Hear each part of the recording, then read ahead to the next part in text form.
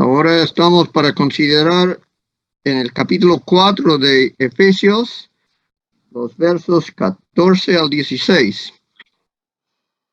En el libro de Efesios hemos visto que somos escogidos antes de la fundación del mundo en Cristo y que somos aceptados en Cristo, en el amado. Y que al oír el Evangelio se produce fe en el corazón, creemos el Evangelio y nos es dado la sobreabundancia de la gracia que es el Espíritu Santo. Hemos visto que la gracia principal es la sonrisa de Dios, es una cosa celestial. Pero dice en Efesios que sobreabundó hasta la sabiduría y el don del Espíritu Santo en nosotros.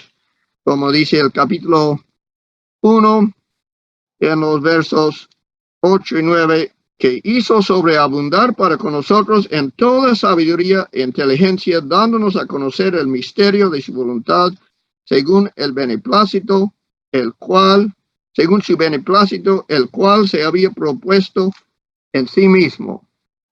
Y esta gracia es algo como un hilo que va por todo el libro de Efesios, y vemos que es una gracia abundante y que sobreabundó para los que crean. Y los que crean, primeramente tienen que haber oído el Evangelio y les es dado el Espíritu Santo y también una herencia guardado en el cielo. Y aunque el capítulo 2 dice, aunque todos fuimos hijos de ira, somos salvos por gracia. Y que siendo salvos conformamos la familia de Dios, la iglesia de Cristo, fundado sobre apóstoles y profetas. Así que esta familia debe ser una familia unida, y es unida por la comunión del Evangelio que nos une, aunque seamos judíos o gentiles, seamos de un país o de otro, somos un pueblo unido. Y en el capítulo 4, Pablo pasa a decir en el verso 1, yo pues, preso en el Señor, os ruego que andéis como es digno de la vocación con que fuisteis llamados. O es decir, ahora cambia su dirección a concentrar en un ruego a nosotros que hemos creído y que somos salvos por gracia. Y esta petición dice, os ruego que andéis conforme como es digno de la vocación con que fuisteis llamados. Fuimos llamados a ser parte de la familia de Dios, llamados a recibir el Espíritu Santo, llamados a salir de la oscuridad del mundo y llamados a recibir una herencia guardado en los cielos. Y los que tenemos este llamado, los que hemos aceptado este llamado, a nosotros, Pablo ahora dice, os ruego, como es digno, que andéis como es digno. Y de esto entonces comienza el capítulo 4, hablándonos de nuestro caminar, de nuestro andar. Y pasamos en los versos que acabamos de leer en la escritura bíblica, donde dice que comenzamos en el verso 7, pero a cada uno de nosotros fue dada la gracia conforme a la medida del don de Cristo. Por lo cual dice, subiendo a lo alto, llevó cautiva la cautividad y dio dones a los hombres. Y eso de que subió, ¿qué es? Sino que también había descendido primeramente a las partes más bajas de la tierra. O es decir, Cristo vino a este mundo como nuestro Salvador, como garante y sustituto para los que están en él, y él después subió llevando cautivo llevando a la cautividad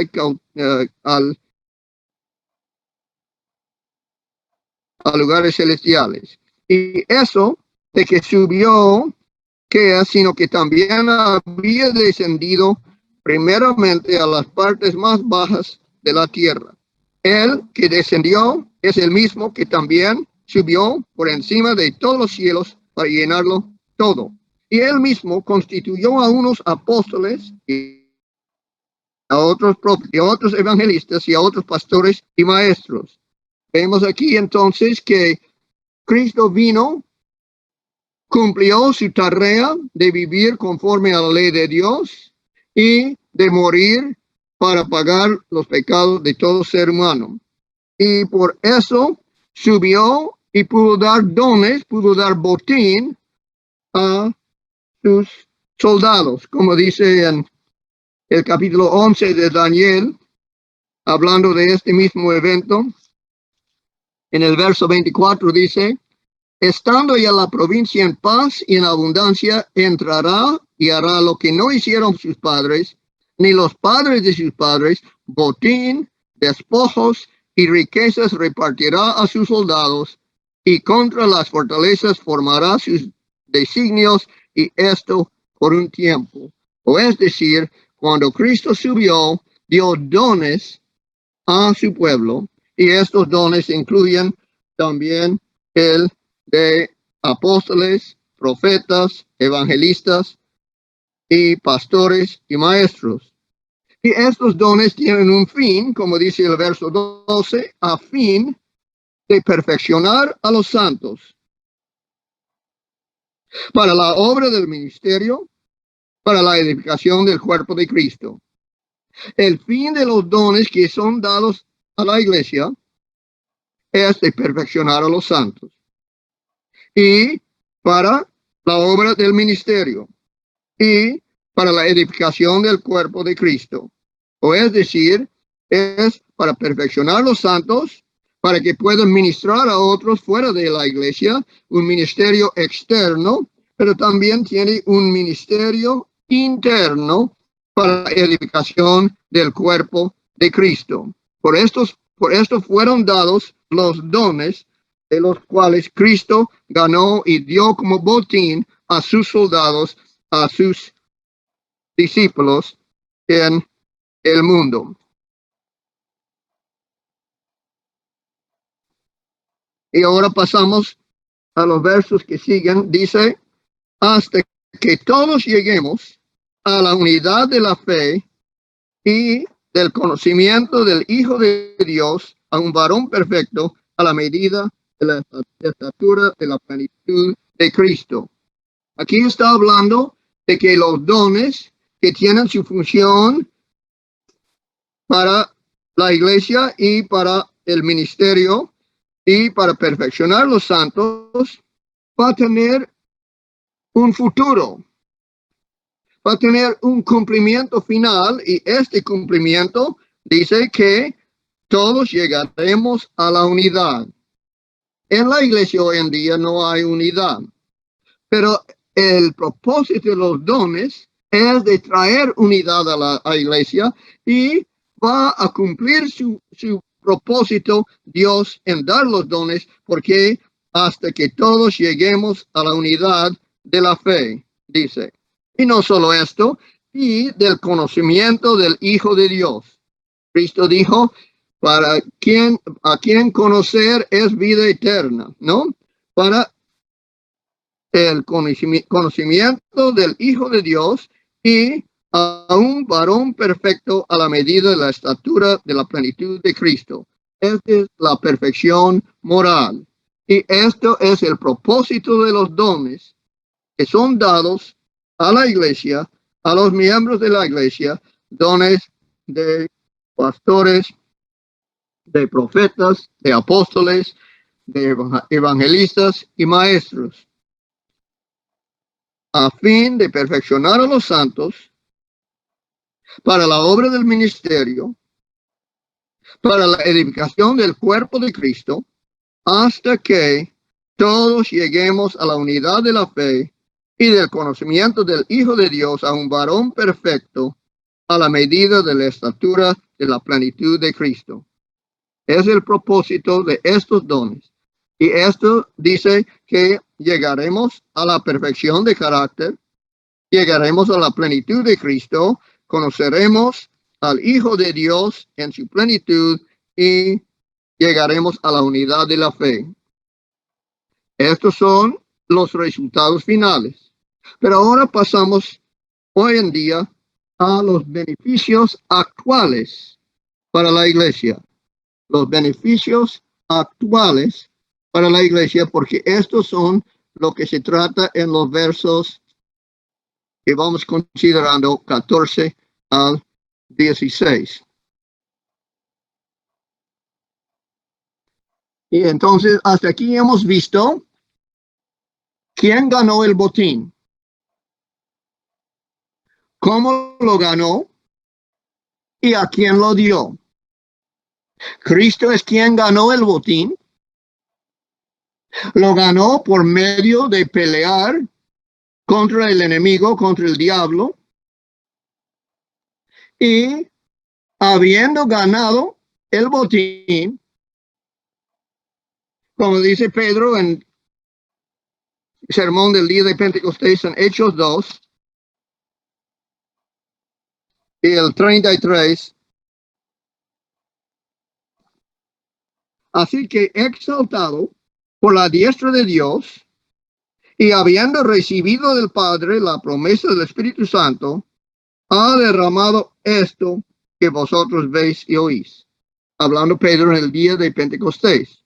Es lo mismo que Pablo está diciendo en Efesios 4 cuando dice, subiendo a lo alto, dio dones al pueblo.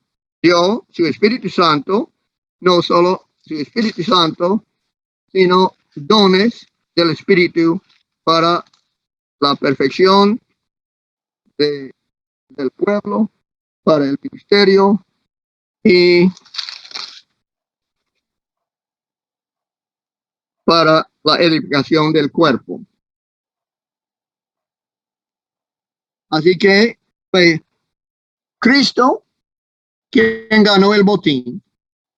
Lo ganó por medio de dura pleito contra el enemigo, de tentación y tentación, y lo dio a sus discípulos, a los que crean en él, como vimos en el capítulo 1, los versos 13 y 14 de Efesios, que dice que al escuchar el Evangelio y al creer nos es dado el Espíritu Santo como aras, como primer pago de lo que seguiremos a recibir en la vida cristiana y en su plenitud al final.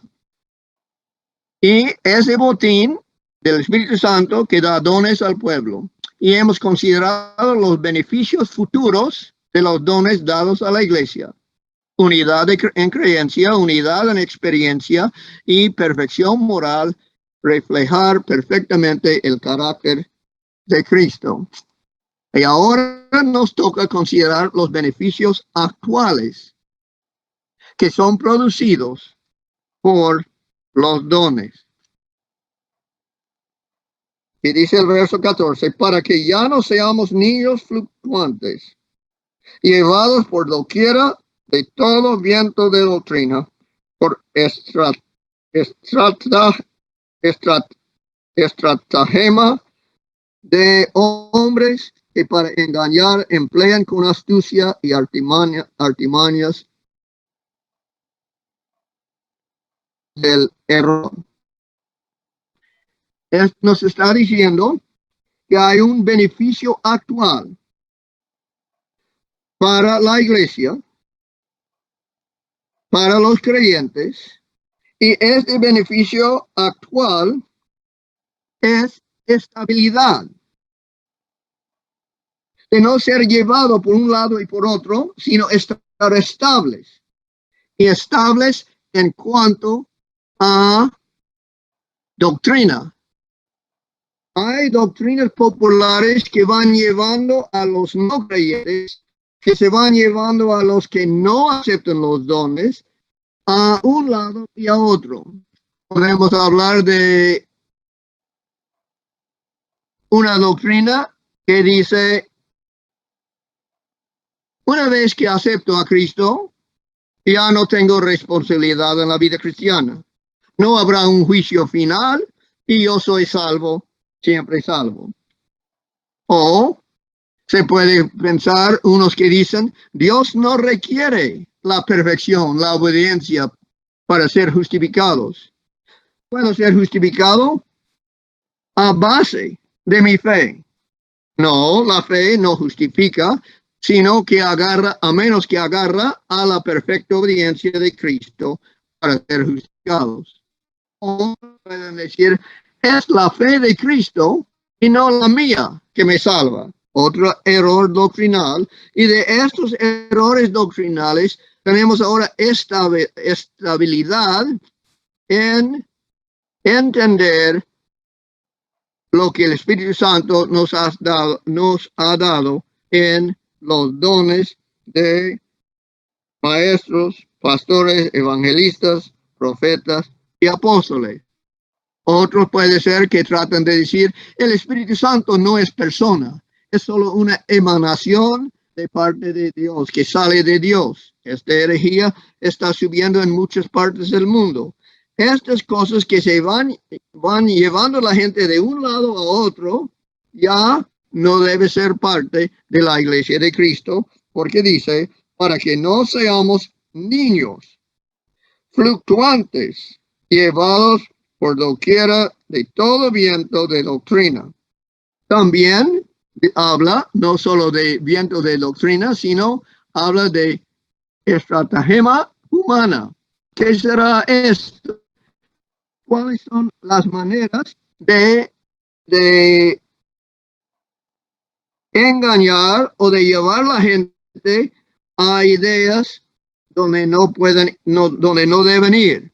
Pues estos técnicos son de varios, podemos mencionar algunos. Uno que es muy popular entre nosotros y es muy buena cosa es la lógica. La lógica es muy bueno y debemos ser lógicos.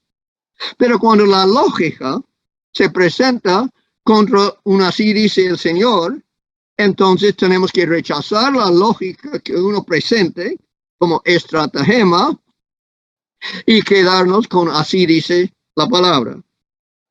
Esta es una de las estratagemas humanas que son usados, y esto dice que no seremos llevados por tales cosas, o es decir, por la lógica ser llevado fuera de lo que dice la palabra. Otra manera, otra estrategia que usan, estrategia humana, es el emocionalismo, o es decir, contar historias emocionales, poner música lindo, luces que brillan o se oscuran, tambores, cualquier cosa que trata de influenciarnos, de cambiar nuestras ideas a base de nuestras emociones, es otra estrategia. Otra puede ser la avaricia. Unos predicadores dicen, si tú haz esto o me mandas tal dinero, entonces tendrás una vida de mucha bendición de parte de Dios, y a base de la avaricia mueven la gente pensando ellos que recibirán muchas bendiciones materiales a base de algo que hacen. Esto mueve también por estrategia. Otros dicen la formación espiritual por medio de posiciones físicas o de estar en silencio y pensando nomás en sí mismo, que esto traerá alguna luz. o como el yoga. Estos son estrategias humanas que nosotros ya no somos niños para ser movidos por la lógica, por la emoción, por la avaricia o por formación espiritual. Y además dice, por doquiera de todo viento de doctrina, por estratagema de hombres que para engañar emplean con astucia las artimañas del error. Las artimañas del error nos hace pensar en el estilo que el mismo serpiente en el huerto de Edén usaba, la mentira. Hoy en día se producen mentiras en todos lados. Mentiras en cuanto a la política, mentiras en cuanto a la economía, y en el pueblo religioso también mentiras se producen como que fueran la pura verdad. Entonces, mentiras es una artimaña. Otra artimaña, como dice en Daniel 11, habla de lisonjas que muevan la gente de un lado a otro, diciendo, tú eres tan experto, tú eres tan bello, tú eres tan inteligente, tú eres tan buen predicador. Y podemos también ser culpables de decir tales a los predicadores que nos predican la verdad. Pero tenemos que evitar las lisonjas de usarlos nosotros o de ser influenciados por las lisonjas de otros. También otra artimaña puede ser el hipnosis, que por medio de maneras de esclavizar a la mente tratan de cambiar las ideas de una persona. Así que en el verso 14 hemos visto que los dones que Cristo ganó, ascendió al Padre, fue dado el Espíritu Santo y lo derramó a su pueblo. Estos dones del Espíritu Santo son para que no seamos niños fluctuantes, llevados por doquiera de todo viento de doctrina, por estratagema de hombres, y para engañar emplean con astucia las artimañas del error. Ahora pasamos al verso 15. En el verso 15 vamos a ver, hemos visto en cuanto a estabilidad, ¿no? Que por medio de los dones la iglesia llega a ser estable. Y ahora vamos a considerar crecimiento. La iglesia no solo debe ser estable, sino debe crecer. Y dice el verso 15, sino que siguiendo la verdad en amor, crezcamos en todo en aquel que es la cabeza, esto es Cristo. Este crecimiento entonces es crecimiento en entendimiento y crecimiento en actuación. Crecimiento en Cristo, quien es la cabeza, y nosotros que formamos parte de la iglesia, con Cristo como la cabeza debemos estar creciendo. Crecimiento del cuerpo, ¿por qué medio? Dice, sino que siguiendo la verdad en amor, crezcamos en todo en aquel que es la cabeza, esto es Cristo. El crecimiento entonces es por medio de la verdad y del amor.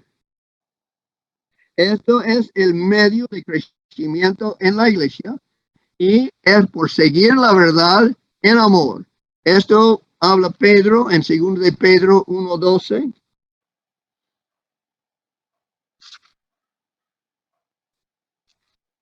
Segundo de Pedro 1:12 dice, por esto yo no dejaré de recordaros siempre estas cosas, aunque vosotros las sepáis y estéis confirmados en la verdad presente.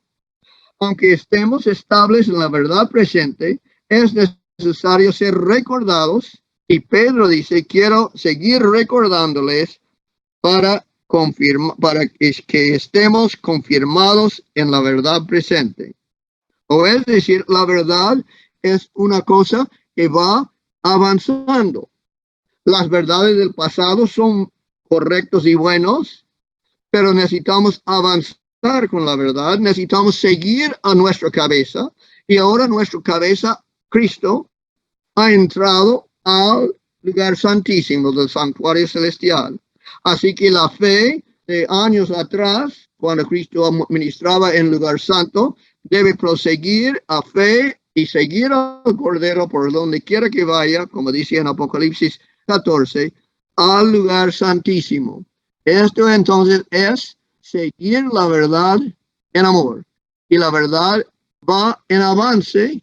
Esto podemos también considerar, aparte de Apocalipsis 14:4, como dice en Proverbios capítulo 4 y el verso 18, más la senda de los justos es como la luz de la aurora, que va en aumento hasta que el día es perfecto.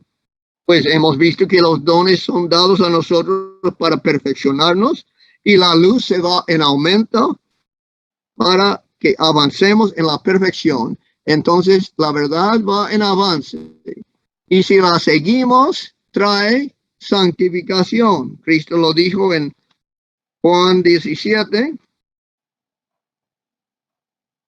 y el verso 17, Juan 17:17, cuando dijo: santifícalos en tu verdad, tu palabra es verdad. Así que en el crecimiento del pueblo de Dios es por la verdad y el amor, y la verdad va en aumento, y si seguimos, esto trae santificación, o es decir, más amor, o es decir, siguiendo la verdad, siguiendo a Cristo la cabeza, nos trae más verdad y más amor. Y el sol del amor siempre produce crecimiento del cuerpo. Esto es el crecimiento de la cual habla el verso 15 de Efesios 4. Y dice: crecemos en todo lo que Cristo, la cabeza, es. Eso nos hace entonces pensar en lo que Cristo es. Cristo es amor, fe y esperanza. En eso debemos ir creciendo, en gozo y en paz, en la perfección de su carácter, en su amabilidad, en todo lo que es Cristo en carácter y naturaleza.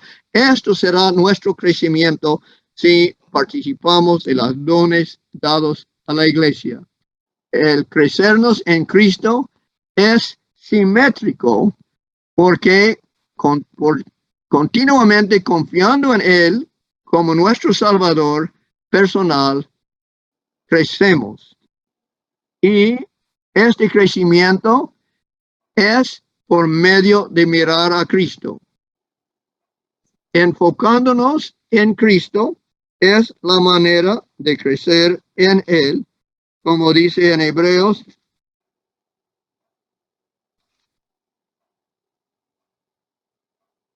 capítulo 12 y el verso 2, puesto los ojos en Jesús, el autor y consumador de la fe, el cual por el gozo puesto delante de él sufrió la cruz, menospreciando el oprobio, y se sentó a la diestra del trono de Dios. Entonces, nuestra fe se va en aumento también. Si fijamos, si ponemos nuestros ojos en Jesús, porque Él es el autor que nos dio fe al principio por medio de escuchar el Evangelio, y el consumador, o es decir, aumentará nuestra fe si estamos creciendo en Cristo. Nuestra fe se aumentará y nuestro gozo se aumentará, porque en la gracia no merecemos las cosas que recibimos, y por eso gozamos, y esto trae crecimiento en gozo y también en nuestro hablar y pensar. Creceremos en nuestro hablar y pensar porque este crecimiento es simétrico, es decir, no es de un solo lado, no es que un cristiano que participe en los dones que son dados a la iglesia se va creciendo enteramente en sabiduría y nada de amor, o enteramente en su dieta y nada en su entendimiento. Así que este crecimiento es por medio de creer en Cristo y de crecer en Cristo, y a crecer en Él, dice, crezcamos en todo, en aquel que es la cabeza.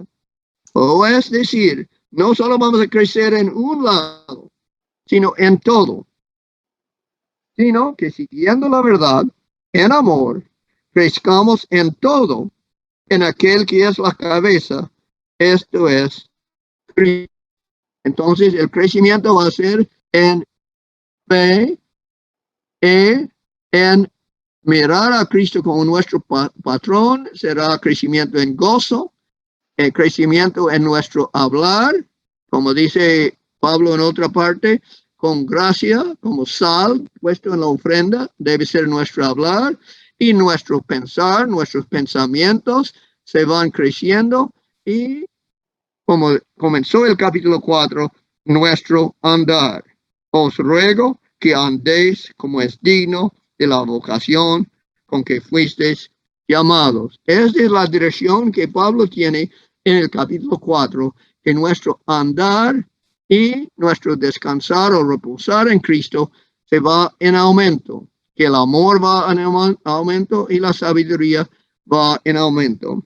Y el verso 16 termina diciendo, de quién, hablando de Cristo, todo el cuerpo, la iglesia, bien concertado y unido entre sí por todas las coyunturas que se ayudan mutuamente, según la actividad propia de cada miembro, recibe crecimiento para ir edificándose en amor.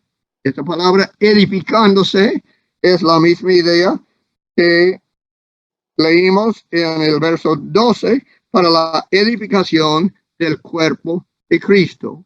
Es decir, en la iglesia, no fuera de la iglesia, en la iglesia, a quien Cristo ha dado dones, está el crecimiento, y este crecimiento es edificándose en amor. Edificándose da a entender que los hermanos unos a otros están edificando los unos a otros.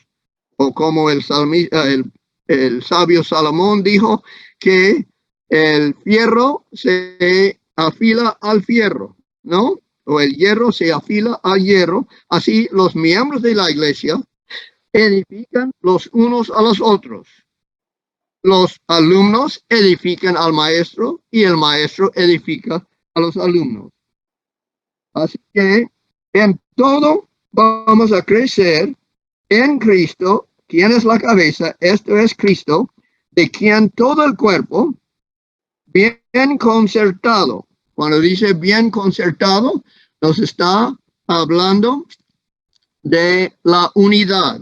Esta unidad esperamos que sea completo en el futuro, pero hoy en día la unidad es parte de lo que son los beneficios de los dones dados a la iglesia. Concertado y unido entre sí por todas las coyunturas.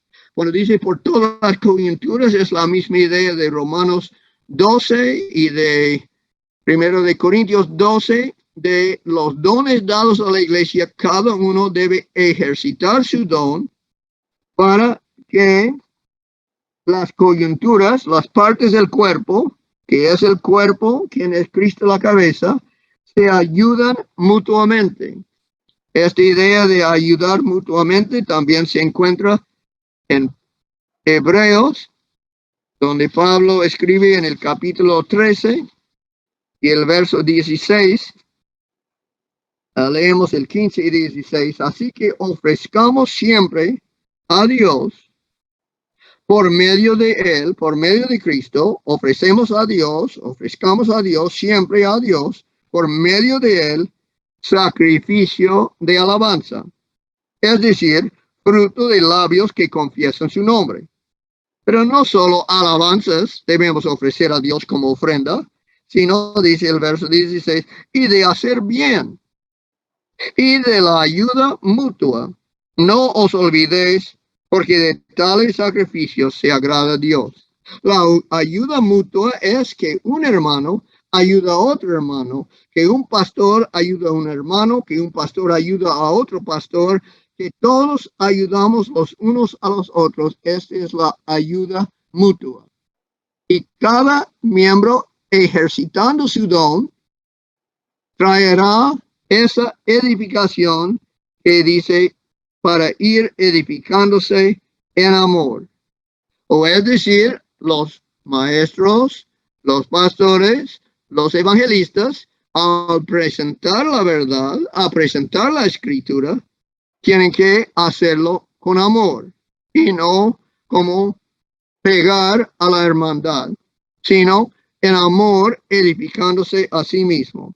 De quien todo el cuerpo, bien concertado y unido entre sí por todas las coyunturas, es decir, en la iglesia todo miembro, cada parte, ojo, oído, brazo, piernas, estómago, garganta, boca, cada parte tienen que ayudar los unos a los otros, que se ayudan mutuamente según la actividad propia de cada miembro. La actividad propia de cada miembro es el don que le has dado. A unos fue dado don de soportar con dinero, a otros les has dado don de animar, a otros les has dado don de predicar. Según la actividad propia de cada miembro, recibe su crecimiento para ir edificándose en amor. Cada uno ejercitando su don, ayudan las faltas los unos del otro, como dice en Gálatas capítulo 6, los primeros versos. Hermanos, si alguno fuere sorprendido en alguna falta, vosotros que sois espirituales, restauradle con espíritu de mansedumbre, considerándote a ti mismo, no sea que tú también seas tentado. Sobrellevad los unos las cargas de los otros y cumplid así la ley de Cristo. Así que ayuda mutua incluye restaurar a un hermano en pecado y también ayudar a los hermanos a llevar las cargas diarias que todos tenemos. Y el Espíritu obrará eficazmente en cada parte para, como dice, según la actividad propia de cada miembro, recibe su crecimiento para ir edificándose en amor, pues es eficaz esta obra. La obra del Espíritu Santo en la iglesia es eficaz y tendrá su resultado de inspiración. El Espíritu inspira, el Espíritu guía y el Espíritu da poder. Esta es la obra del Espíritu Santo y seremos guiados en la iglesia. Seremos inspirados a obrar en la iglesia y fuera de la iglesia y seremos empoderados, dados poder del Espíritu Santo para obrar. La inspiración, la dirección y el poder es dado por el Espíritu Santo y así el cuerpo crece y es edificado en el amor. Y podemos concluir con estas conclusiones. La primera, el botín que Cristo ganó, dio a su iglesia, no solo tiene resultados futuros, sino también resultados actuales. La madurez doctrinal, el discernimiento espiritual y la fortaleza mental. Y siguiendo la verdad en amor produce crecimiento en y de la iglesia. O es decir, crecimiento en números y crecimiento en perfección de la iglesia. Y como tercera conclusión, por confiar y en mirar continuamente a Cristo, nuestro patrón, crecemos. El crecimiento de la iglesia en sabiduría y amor es por medio de mirar a Él.